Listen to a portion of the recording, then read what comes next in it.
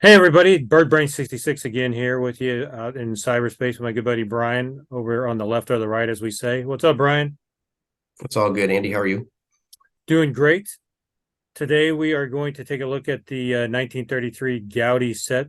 We're going to look again once again at the original and actually the reprint set. 240 cards in each set, 14 Cardinals in each one of these sets. And major differences are basically it says reprint on the back of one and not the other. And the older ones have rounded corners, as you have pointed out, and also some stains. It depends. Not all cards have stains, but sometimes they wind up that way because they're very old and they're lucky to have survived as long as they have. Would you put up there first? Go ahead and Ethan Allen, the great Ethan Allen, not So the what's your furniture guy.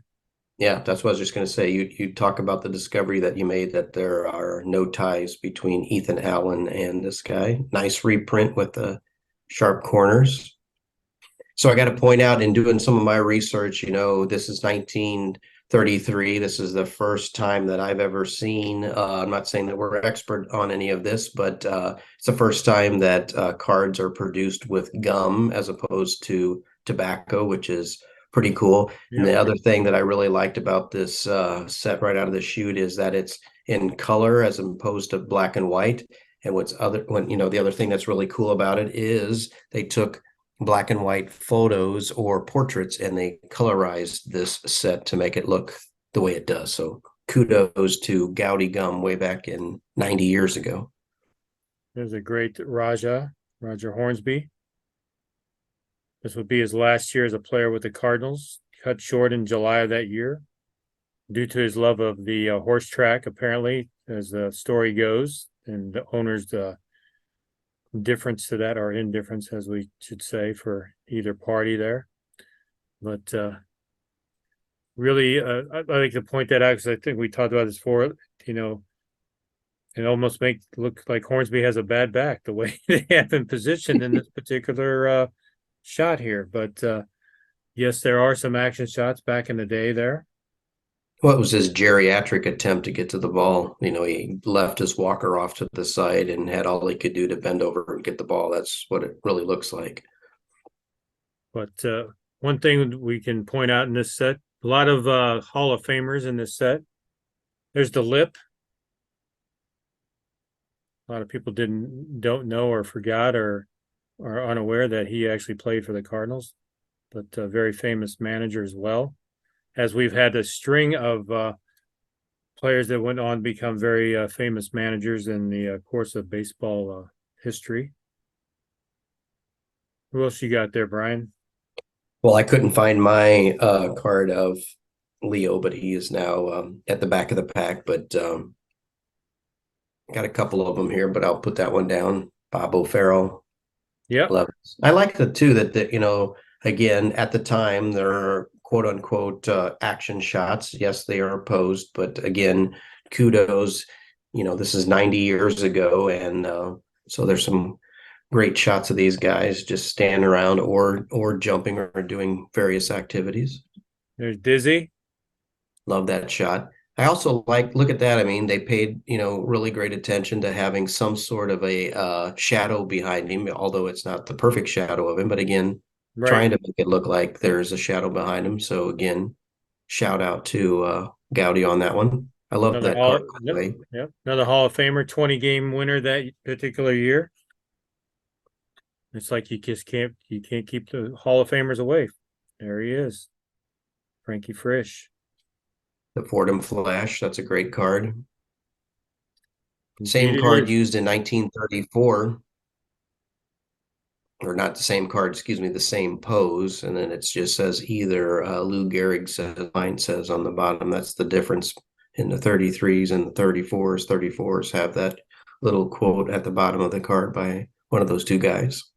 Yep. And here's your team leader and average that year, the very gaunt looking Pepper Martin in this particular artwork that they've done here. Hit 316 that year. Great Halloween card, by the way. I wonder how many people back in 1933 went as Pepper Martin as their Halloween costume. I And love the deep blue on the reprint, and I love the deep blue on the original. unfortunately, One your of the home things run. I don't. Oh, go ahead. I'm sorry. Oh, go ahead. You first.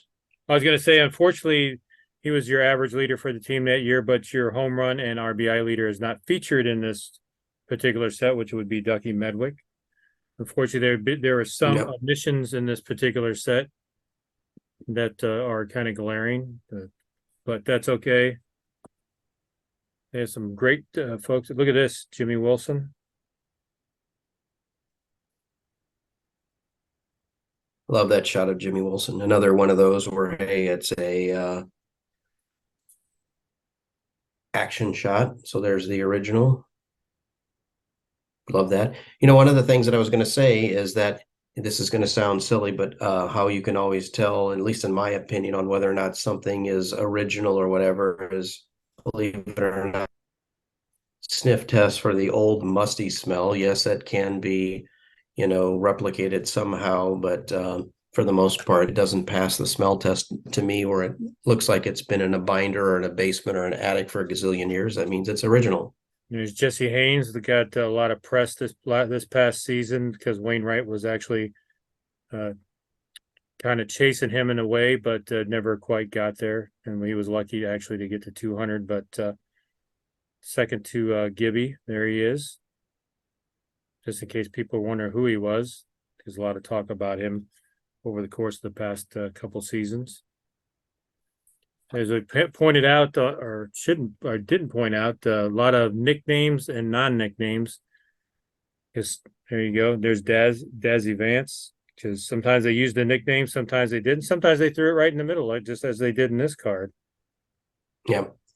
Love this particular one because this is kind of the mystery card to this entire set. Because if you look at the front, obviously he does not have a Cardinal hat on. He's got a Brooklyn Dodgers hat on. But when you flip it over onto the back, it says he's a member of the St. Louis Cardinals. So that's what causes this set to be. What did we come up with? 13 or 14 in this set? I can't remember. I 14 think for it's the 14. Cardinals. Yep. Yep. There's Roscoe.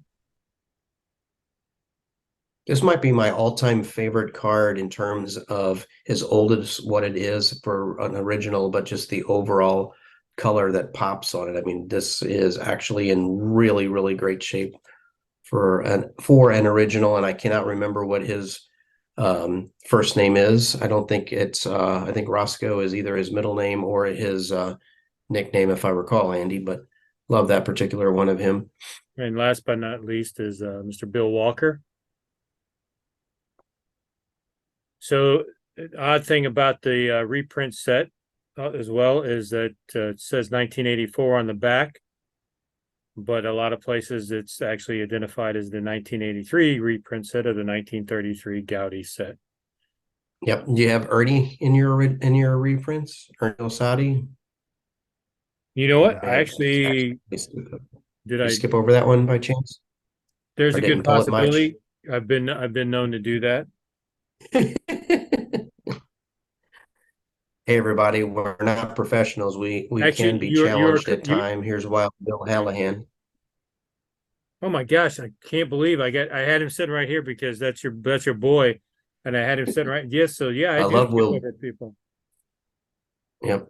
There, yeah, we Wild had Bill him. has the great nickname. Yep. I've been stumping for a long time to get this guy and a couple of other of these old timers in the Cardinals Hall of Fame. Wild Bill, because of his nickname, obviously he was a pitcher and had control issues, but when he was on, he was pretty unstoppable. But when he was off, it was awful. And if you read a lot about him in any of the Cardinal history, again, talk about somebody again, night and day.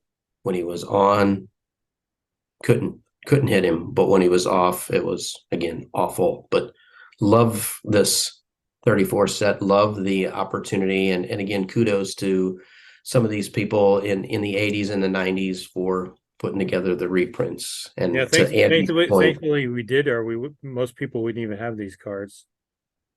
absolutely. Yeah, I mean, so that's considered his rookie card in 33, yep, correct? that is correct. So it would be remiss if I didn't point out the little baseball history. So the New York Giants defeated the Washington Nationals.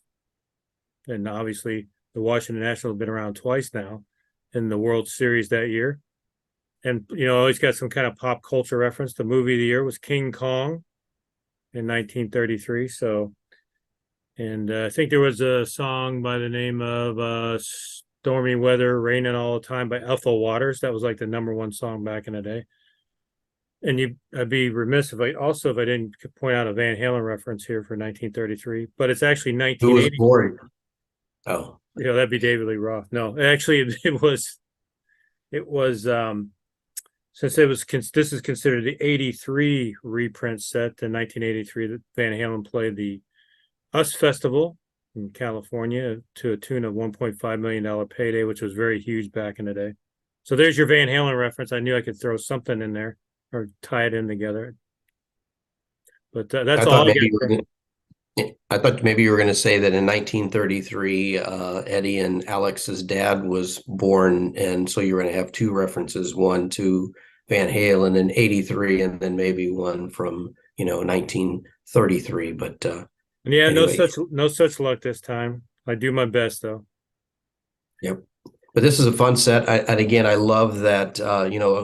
Bricker Bro from the other day when we did the Tip Top set was the one that came up with this concept. I really like being able to show the originals versus the reprint. And again, was this I'm trying to remember the 33, was this the Renata Galasso Yeah, set? I can't remember. that's what it's identified as back in the day. Yeah. They put out a lot of great sets back during their time frame.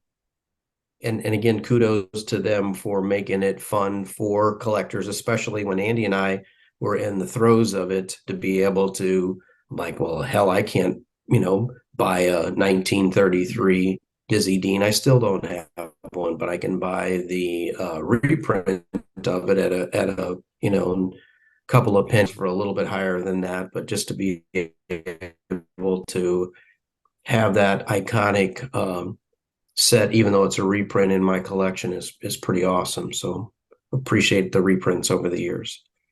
Definitely. Anything you want to close?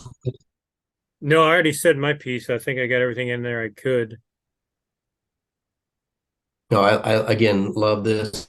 The one of the first issues with gum in it outside of when it was all tobacco back in the day. So love it, love collecting, and love the reprints. And so anyway, I will close us out like we always do. Just appreciate everybody watching the programs. More and more things are coming. More and more guests are coming. We're lining and doing this. We want to thank everybody for joining us and following us on all of our social channels. So with that, thank you. All right. Thanks, everybody. We'll catch you next time.